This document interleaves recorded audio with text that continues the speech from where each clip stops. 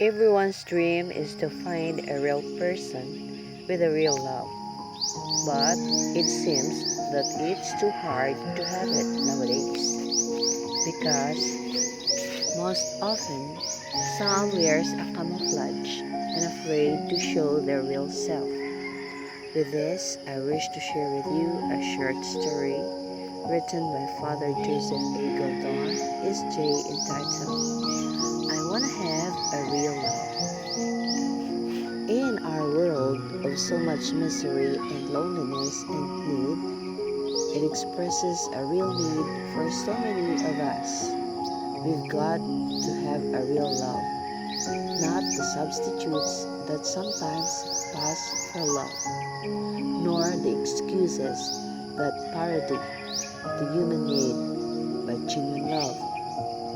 It is the kind of love that Christ preached when he was among us. But the problem of real love is the problem of definition. What is real love?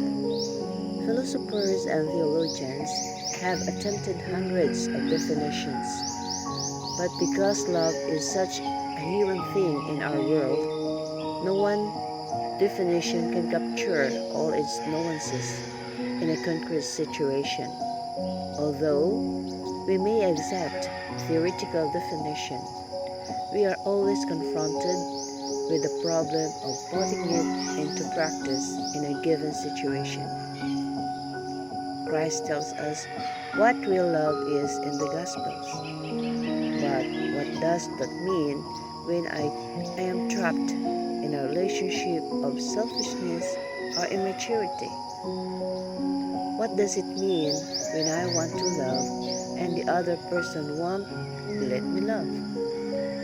There is one definition of love that is always fall back on when I try to explain that love is all about. It is a definition of love by the poet Rainer Maria Rilke. Rilke says that love is two solitude reaching out to each other, to touch, to help, to heal. He has captured beautifully a lot of things that love is all about. Unselfishness, communicating, helping, and giving. First, Rilke says that love is basically unselfishness, communication, helping, and giving. It exists between two solitudes. Perhaps a better way to translate Rilke's word would be two lonelinesses or two lonely people. The word emphasizes the idea that we need love, that we are lonely and incomplete without the love of the other. It reminds me of Augustine's equally beautiful sentence about our need for God. Our hearts are restless until they rest in God. I suppose all of us have to admit that basically we are lonely people. We need the other person.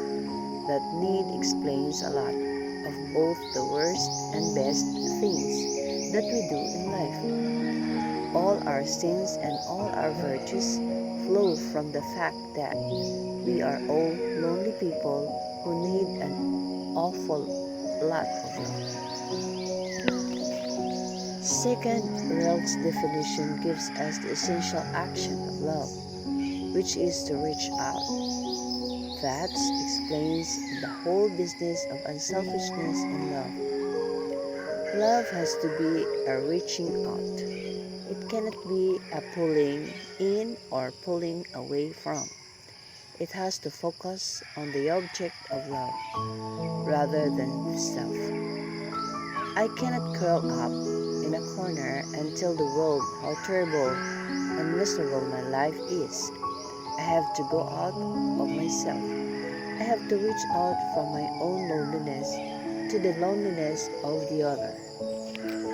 Finally, Rilke's definition explains the purpose of love. The purpose of the Reaching out, my loneliness will no longer be loneliness, he says, if I reach out to touch, to help, and to heal. The first stage of love is to reach out and to touch, to communicate in the most general sense of the word. In love, two lives must two lives must somehow come together.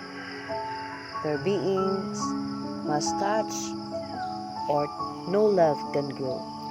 Perhaps it begins with a smile or a pleasant word to a stranger. Maybe it is a boy or a girl who sit next to each other, quiet by accident, on the first day of class. It could be a card that we send to someone who is sick, or a phone call to someone who is lonely. It all begins when we reach out to another person. We will never discover love when we never reach out. The greatest act of help and love, of course, is the act of healing. We can reach out in love to make the other person better. There is physical healing, of course, which is always possible. But the far greater need, I think, is for psychological and spiritual healing. There is so much pain in our human lives, and so much loneliness, so much frustration, so much discouragement. We need someone to be there with us, someone to support us and to console us, someone to love us. Look at all the people we know who are good lovers, have the gift to make other people feel better and be better.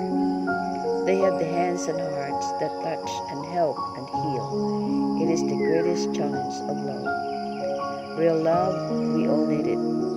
We all have to get it if we are going to be happy in this world or in the next. I hope you like this story